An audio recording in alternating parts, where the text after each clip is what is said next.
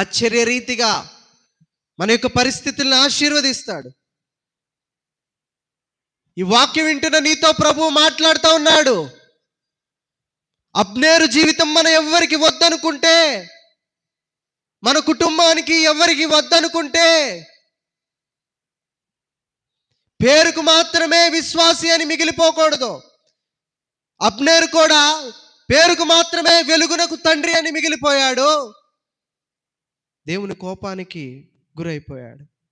మనము కూడా హెచ్చరికలకి, ప్రభు మాటలకి లోబడకుండా ఉంటే విశ్వాసులుగానే మిగిలిపోతాం.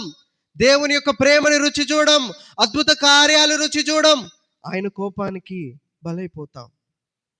మనల్ని మనము పరిశీలన చేసుకోవాలి. దేవుని చిత్తానికి లోబడలేదు ఈ అబ్నేరు. దేవుని చిత్తానికి విరోధంగా ప్రయాణం చేశాడు. ఎన్నో మార్లు హెచ్చరించాడు ప్రభువు. హెచ్చరించిన తర్వాత ఆలస్యం అయిపోయిన తర్వాత దావీదు దగ్గరికి వచ్చాడు. అయ్యా, నేను చేసిన తప్పేనయ్యా, నేను ఎంతగానో సైనికులను చంపాను, ఎంతగానో వ్యభిచరించాను, నా ఇష్టానుసారంగా నేను చేశాను అని ఆలస్యమైన తర్వాత దావీదును బతిమలాడుకుంటే దావీదు ఏం చేస్తాడండి? సరే అన్నాడు, బానే ఉందామన్నాడు. ఇంతలోకే ఏమైపోయింది చూడండి. 26వ వాక్యం నుంచి చదువుకుందాం. 2 సమూయేలు 3వ అధ్యాయము 26వ వాక్యం నుంచి చదువుకుందాం. దావీదు నొద్ద నుండి బయలువెడలి అబ్నేరు వచ్చాడు దావీదు దగ్గరికి, సంధి చేసుకున్నారు. బయలువెడలి అబ్నేరును పిలుచుటకై దూతలను పంపెను. వారు పోయి సీరాను బావి దగ్గర నుండి అతనిని తోడుకొని వచ్చిరి. అతడు వచ్చిన సంగతి దావీదునకు తెలియకుండెను. అబ్నేరు తిరిగి హెబ్రోనుకు వచ్చినప్పుడు ఆ సంగతి ఎవరికి వినపడకుండా గుమ్మము నడుమ ఏకాంతముగా అతనితో మాట్లాడవలెనని యోవాబు అతన్ని పిలిచి, తన సహోదరుడగు అషాహేలు ప్రాణము తీసినందుకై అతనిని కడుపులో పొడవగా అతడు చచ్చెను. ఎవరు ఈ యోవాబు? ఎందుకు చంపాడు అంటే, యోవాబు తమ్ముడైన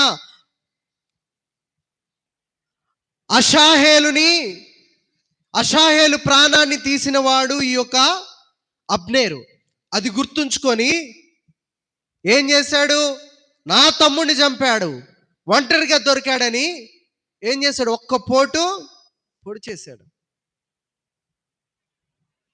వెంటనే ఈ మాట దావీదుకు వినపడింది. అయ్యో, ఆలస్యమైపోయింది కాబోలు.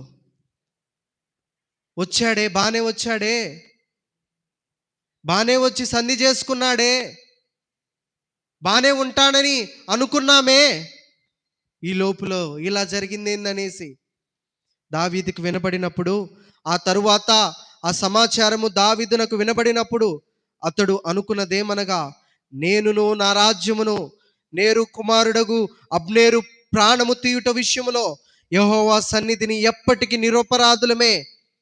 అతడు నాతో బానే ఉన్నాడు, ఇప్పుడు వచ్చి మేము నిరపరాధులమే, యోవాబు సంతతికే ఇది చెల్లునుగాక అనేసుకున్నాడు దావీదు. ఏమంటున్నాడు? 31వ అధ్యాయము చూడండి. 31వ వచనము, 3వ అధ్యాయం 31వ వచనము. దావీదు మీ బట్టలు చింపుకొని గోనె పట్ట కట్టుకొని అబ్నేరు శవమునకు ముందుగా నడుచుచు ప్రలాపము చేయుడని యోవాబునకు అతనితో ఉన్న వారందరికీ ఆజ్ఞ ఇచ్చెను. రాజును స్వయముగా పాడి వెంట నడిచెను. వారు అబ్నేరును హెబ్రోనులో పాతిపెట్టగా రాజు అబ్నేరు సమాధి దగ్గర ఎలుగెత్తి ఏడ్చెను. ఎందుకు ఏడ్చాడు దావీదు? ఎందుకు ఏడ్చాడు? మరి అతడేమో నీచమైన కార్యాలే చేశాడు, దేవునికి విరోధమైన కార్యాలు చేశాడు, దేవుని చిత్తానికి విరోధంగా వెళ్ళాడు. చనిపోయిన తర్వాత దావీదు ఎందుకు ఏడ్చాడు? ఇలాంటి సంధి ముందు చేసుకుంటే బాగుండేది అని ఏడ్చాడు. ప్రభు హెచ్చరించినప్పుడు